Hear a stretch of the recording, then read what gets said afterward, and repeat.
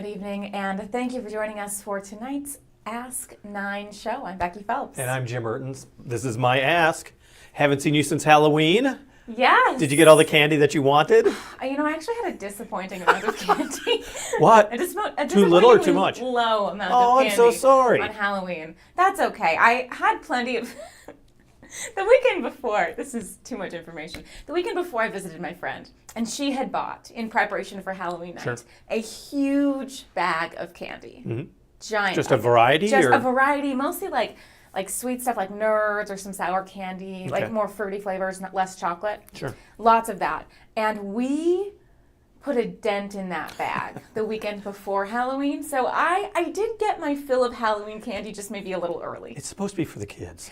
I know. There was plenty left for the kids. I was informed the kids got all the candy they needed from her that night. I have a confession. Oh. I made a huge faux pas. What have you done?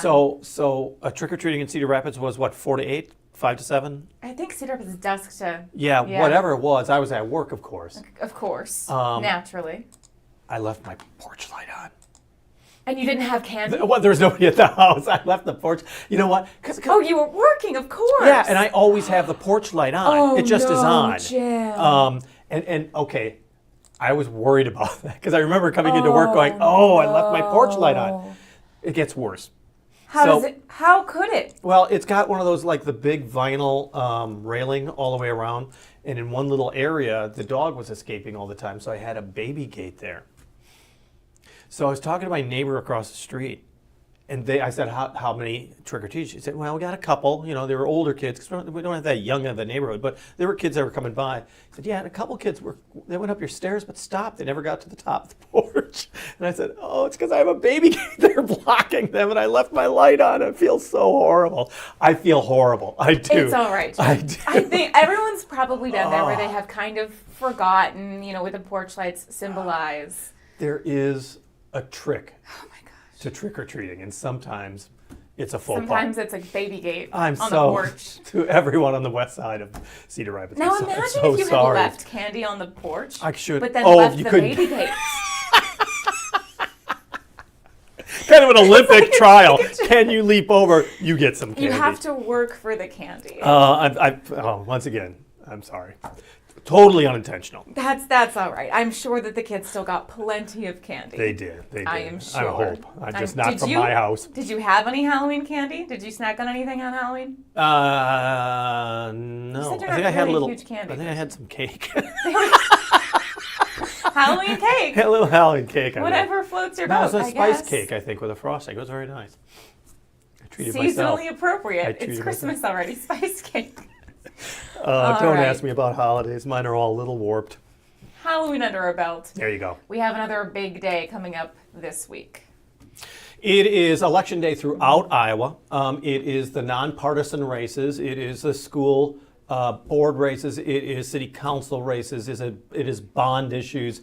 It's all the things that most people just yawn about and don't go out and participate and vote. But it is, if you think about it, the most important grassroots election that we actually have. And there are a significant number of issues on ballots across eastern Iowa that will have huge impacts on communities. Yeah, School absolutely. bonds, EMS votes, a lot of tax levies. Yeah, it's people like to complain about taxes, but this is your actual chance to vote on some of these bond issues, and either support what your community or your school district's trying to do, or oppose it and hope that they come up with something better. This is your chance. I mean, this is true grassroots democracy, is the off presidential year elections. So we want to make sure that tonight, before anybody, heads to tomorrow and starts panicking, they don't know what to do, we want to make sure that everyone knows how they can vote. And that is a big question because there have been changes. The state legislature made changes, and a lot of it has to do with identifying yourself when you arrive at your polling station. Okay, so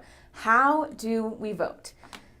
One, make sure you're registered. Mm-hmm. That is, a little, it's not too difficult to tell. Let's see, where is my desktop? We're going to pull up, we're going to show you. This is the Secretary of State's website. Mm-hmm. And he has an elections tab, and you can check if you are registered to vote in Iowa. It's very simple. You could just put your first name, your last name, and your zip code in, and that will tell you if you are already registered to vote or if you need to get registered, which I believe you can do at the polling place. Yes, I know for sure. I've had to make changes to my registration before.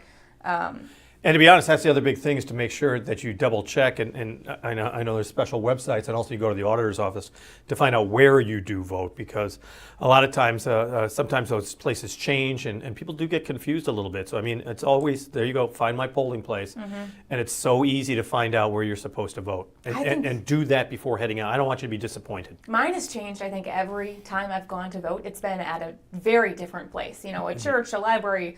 Somewhere, you know, they have them somewhere. Times at schools, they can really change. Yeah, frequently. The big thing is that they're all ADA compliant, for the Americans with Disability Act, and that's really changed all the places where you can vote, because it has to be very accessible. The other problem is a lot of schools no longer want to have all these outsiders coming into their school buildings because of security reasons. So we're seeing a lot of changes when it comes to places to vote. Absolutely. So the basics: to qualify to register to vote, you must be a citizen, you must be an Iowa resident, and you must be at least 17 years old. And there's a star next to that, because as long as you're going to be 18 by election day, then you can go ahead and register. So that's kind of for absentee or for early voting. That's basically what that's for. Yeah. Got to be 18 on the election day. Yes. Tomorrow you have to be 18. Now, you cannot be a convicted felon, although they've introduced, legislation to perhaps change that. Be judged mentally incompetent by a vote by a courtroom, so that would disqualify you as well. Or if you have claimed your right to vote in another place, which has been a real problem as well, because if you're registered in more than one place, or you think you are and you vote in different places, well, obviously you only get one vote. So that is another big restriction when it comes to voting tomorrow. So what to bring when you go to vote? You need to have some kind of identification. There are some options for what you can bring. You can have a driver's license, an Iowa driver's license, an Iowa non-operator ID, a U.S. passport, a military ID or veteran's ID, an Iowa voter identification card, which does have to be signed, or a tribal ID card or document that also has to be signed with a photo. And none of these can be expired. They all have to be up to date. So basically, a government ID is what you need of some sort, whether that's a driver's license or even going as far as a passport or something, as you pointed out. And if there's any discrepancy with your address, if you need to update it for voter registration, if you've moved recently, you're going to want to just bring some proof of residence so you can get all that documentation figured out. I've had to do that.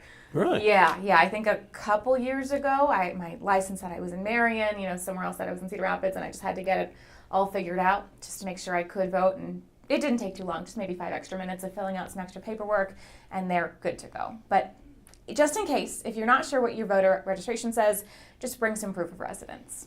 So let's talk about some of the big issues. One of the other things, we're talking a lot about the bond issues, particularly the school construction issues, and I'm really going to be interested in a couple things when it comes to tomorrow's elections. Me personally, is turnout.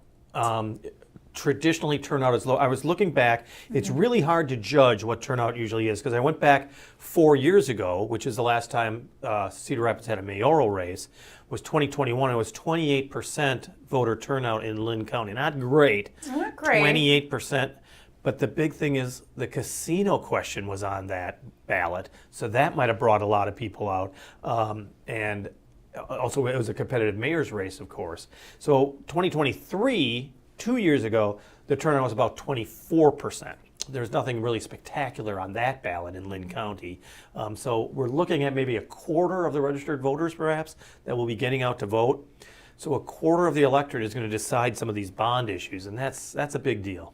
Yeah, it really is. And that's one of the struggles, is getting people out to vote. So just like a couple people can make a big difference in these small local elections. Biggest election in Cedar Rapids, of course, is the school bond vote, $117 million. And it's basically construction of, you've got the whole list. Let's see. It's all a the middle very schools. Heavily revised version of the 2023 referendum that failed. And that was a $220 million bond. So they've pared it down a lot now, and they're asking for $117 million. That's renovations and updates to Okay, we've got McKinley, Roosevelt, Wilson, and Kennedy High School. Right. So A lot of this three is middle schools. security upgrades, taking care of historic buildings, renovating those without, having to build entirely new buildings. ADA compliance is a huge thing on their list, trying to get everything updated. So those 4 buildings is what they're focused on.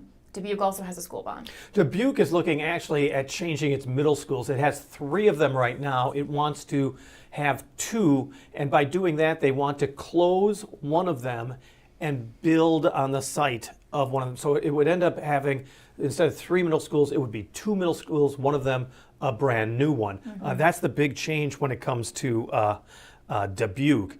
And once again, it's a big question as far as money is concerned. We're talking about $70 million that would really, consolidate from 3 to 2 middle schools. Yeah, and they have to do something regardless of how this goes. They've said no matter what, they're going to close Jefferson Middle School.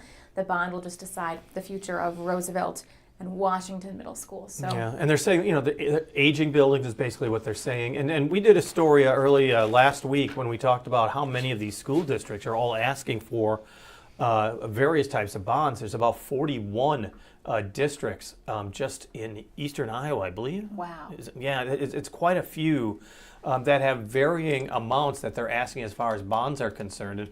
And it is a huge question for school districts right now because they're dealing with these aging buildings, but they're also dealing with changes in enrollment. And so, in larger districts, when you get the Cedar Rapids and the Waterloos and you've got Dubuque, you've got the issue of population that's moved from where the schools were. So some schools will have more students and others will have fewer only because of the population disbursement since some of these buildings were built 100 years ago or maybe 50, 60 years ago. The change in population has really steered some of these decisions. I've got that article you were referencing up on our desktop here. It's 41 across Iowa, a lot of them in those smaller school districts. We highlighted Central City the other week. They're looking for a $7 million bond, which is significantly less compared to Cedar Rapids or Dubuque, but a huge deal to them to upgrade safety and accessibility. So yeah, a lot of these districts looking for $7 million there. In Williamsburg, $8 million. In South Winneshiek, $23.5 million.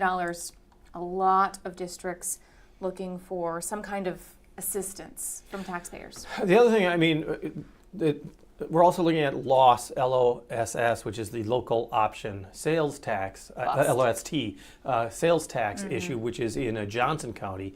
And those communities are looking for anything from construction of a new community center to various ways of improving affordable housing. And half of the money from that type of a vote, the lost vote, has to go towards property tax relief as well. So it's like 50% goes to that, and then 50% goes to some of these other projects. That's what we're really going to be looking for in Johnson County. Yeah, it's really important to look ahead, see wherever you're at, make sure you know what's going to be on the ballot and be educated about that, because there's really a lot of different kinds of things. Buchanan County voters are going to vote again on an EMS tax levy that local EMS services say they desperately need. That failed last year. Cedar County. And basically, those are where those are where they say the paramedics, the EMS is an essential service, and the whole idea is if you do that, then you're able to fund it and fund it appropriately. A lot of these places say so. Yeah, and it's really a big deal in rural counties that really do need to have the ambulance service from border to border to border. Yeah, I believe they recently made it so that people could vote on this. And since that was legalized, it's been very, very popular, especially in those rural communities. Mayor's races as well. Lots of them. And the biggest ones in 3 of the biggest cities, of course, in Cedar Rapids, Mayor Tiffany O'Donnell is seeking a second term. Mayor Bradwell challenging. Dubuque has Mayor Brad Kavanaugh facing a challenger of Jason Davis. So we got 2 incumbents that are facing challengers. In Waterloo, which is a 2-year term, Quentin Hart, the longtime mayor, first elected in 2015, he's been serving since 2016, is facing 2 challengers, Dave Bozen and Matthew Gardner. So, those are really interesting races as well that we'll be following. Absolutely, yes. So TV9 will have coverage of all of these elections throughout tomorrow. Yeah, it's going to be interesting. I really am interested in how these referendums or referenda, depending on how you want to say it, are going to fare at a time when you have a government shutdown. You've got people angry at the government. You have people who believe that expenses are rising, cost of living is going up, and whether they can't afford it, or on the other hand, these school districts that are trying to propose these bond issues are saying, look, this does cost something as far as the bond is concerned, but it's going to save money down the road. Over and over again, they say improving the buildings will save money, consolidating will save money, but you got to spend some money to save money is basically what school districts say so many times. Out of our coverage area, but I will be very interested to see how the Des Moines school bond fares with all of the recent news about the superintendent, The turmoil there. the pressure that their school board has faced. It will be very interesting to see how that community votes. And we'll be keeping an eye on that vote as well. So, I mean, we've got a lot going on, so it's not a boring election by any standpoint. So please get out and vote. The polls are open anytime. Head out there. What is it? Well, hold on. Let me double check that Let me make one. sure that we know this one. So I believe they close at 8 o'clock in Iowa. They do close at 8 o'clock. And I want to say that they open at 6. I want to say that. Election day. We are here. I'll We're show, going to double I'll show check you it. what we're pulling Let's up see. here. This is what we're looking for on the Secretary of Proof of State. ID, yeah, tester. Where is it? See, I shouldn't have brought You're it going up. to I should election not day. have brought it up. We'll find it. Elections. They should have this a little. Hold on. Go to maybe Lynn County. I'll look it up. So we want to double check that because they did. I'll tell you the truth, it did change because to the best of my knowledge, it used to be 6 until 9, and I think it's 6 to 8 that the polls are open in Iowa. Vote in person, please have this. 7 a.m. to 8 p.m. So they did move it to 7 a.m. Okay. There we go. 7 7 a.m. a.m. to 8 p.m. Okay. We tracked it down for you. Then Illinois is 6 until 7. You can tell us from the Quad Cities. We had 2 different times that we had to keep an eye on. One was Illinois, That's and one trickier. was Iowa. So yeah, Twice the Iowa work. is 7 until 8 o'clock. But you can show up at 6. You'll just Just wait a little it'll bit. be a little cooler. You'll be first in line. All right. Well, thank you for joining us. And as always, if you have any questions you'd like us to look into, reach out to us on Facebook or send us an email. And we will look into it even here, streaming Live on the air and on get the it air. to We will you. Google it for you. Yeah, we will find your answers for you. So thank you so much for joining us for Ask 9.